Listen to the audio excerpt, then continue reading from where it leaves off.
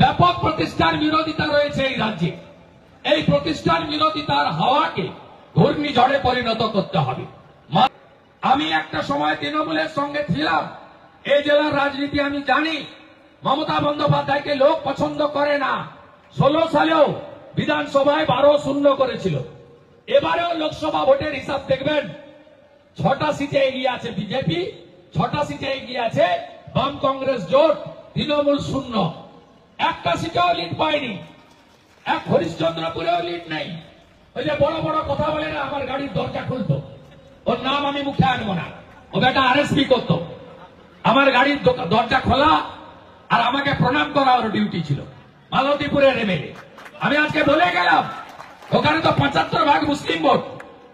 লোকসভাতেও lead হয়নি, লোকসভাতে ওখানে জোট লিড পেয়েছে। এবারে দেখবেন 6 মাস পরে ওই বেটা প্রাক্তন এমএলএ প্যাড নিয়ে ঘুরবে, আর বিজেপি সরকার এলে 2 দিনের মধ্যে ওই বেটাকে জেলে ঢোকাবো, 2 দিনের মধ্যে জেলে ঢোকাবো। ওর বড় বড় ভাষণ, মালদায় এলে ঠ্যাং ভেঙে দিব। এটা মালদাই গাজল। প্রতাপদা মিটিং করুন না, আমি মালতীপুরে জালালপুরে গিয়ে মিটিং করে আসতে পারি, আমাকে শেখাবেন না। তাজমুল হোসেন থেকে মালতীপুরের এমএলএ থেকে এদের ইতিহাস আর কেউ নাই জানুক, শুভেন্দু অধিকারী জানে, শুভেন্দু অধিকারী জানে। তাই এই জেলাতে এদের কিছু হবে না। আপনাদের এই জেলায় এবারে 12টার মধ্যে 11টা সিট জেতাতে হবে। ওই সুজাপুরটা হবে না, আমরা 8% মাত্র, ওরা 92%। বাকি সব সিট আমাদের জেতাতে হবে, এই শপথ আমাদের নিতে হবে। আমি আপনাদের কাছে বলি, প্রতিষ্ঠান বিরোধিতার সাথে সাথে বিকল্প সংকল্প। ঠিক ভোট ঘোষণা হলে ভারতীয় জনতা পার্টির জাতীয় নেতারা কলকাতায় এসে আমাদেরকে পাশে বসিয়ে সংকল্পপত্র দিয়ে যাবেন। 1.5 বছরে যে যে রাজ্যে ভোট হয়েছে, 1-2টি রাজ্য ছাড়া, তেলেঙ্গানা ঝাড়খণ্ড ছাড়া সব রাজ্যে বিজেপি জিতেছে। আবার বক্তৃতাতে বলে বিজেপি গুটকাখোরদের পার্টি, হিন্দি ভাষীদের পার্টি, গুজরাটিদের পার্টি। এই জিনিস করে বাঙালি এবং হিন্দি স্পিকিং। তৃতীয় হচ্ছে এসআইআর। ইতিমধ্যে ম্যাপিং কমপ্লিট হয়ে গেছে এবং আপনাদের গাজল বিধানসভায় 2002 ভোটার লিস্টের সঙ্গে এই ম্যাপিং এ আমি বলে দিচ্ছি আপনার গাজল বিধানসভার চিত্রটা। এটা কত নম্বর বিধানসভা? হ্যাঁ, 44 গাজল। এটাতে মোট ভোটার 2025 ভোটার লিস্ট অনুযায়ী 2,82,425। ম্যাপিং এ এসছে 2002 সঙ্গে 2025 এসছে 1,31,797। বুঝিয়ে দিলাম তো। এসআইআর নতুন কিছু নয়, 2002 হয়েছে, 26 লক্ষ নাম বাদ গেছে। শুরুতেই কত বোল্ড আউট হয়ে যাবে জানেন?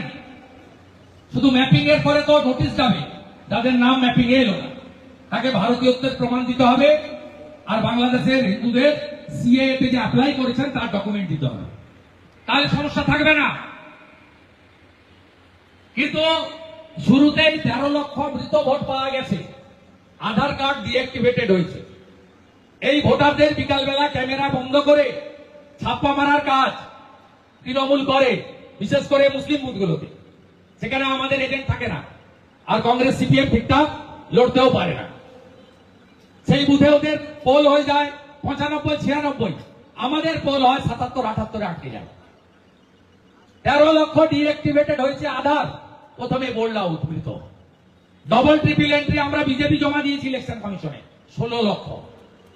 শুরুতেই 29 লক্ষ বোল্ড আউট। গত লোকসভাতে 2টো সিট কাউন্টিং হলে নিয়েছে, কোচবিহার, আরামবাগ। আমরা অ্যাকচুয়ালি 14টা পেয়েছি। ক্যামেরা বন্ধ রেখেছে 7 দফাতে, 2টো থেকে 4.5টা 5,000 করে ক্যামেরা। ডকুমেন্ট আছে, 4 নভেম্বরের পরে আমি প্রেস করে বের করে দেবো কি করে ক্যামেরা বের করেছিল, তার অফিসিয়াল ডকুমেন্ট আমার কাছে আছে। তারপরেও কত, ওই খেলার পার্টি 2,75,00,000, আর রাষ্ট্রবাদী বিজেপি 2,33,27,000। গ্যাপ কত? 42 লাখ। 1 কোটি নাম এসআইআর এ বাদ যাবে, 90 লক্ষ ভোটার বাদ যাবে। এসআইআর এর পরে কোনো গ্যাপ থাকবে না।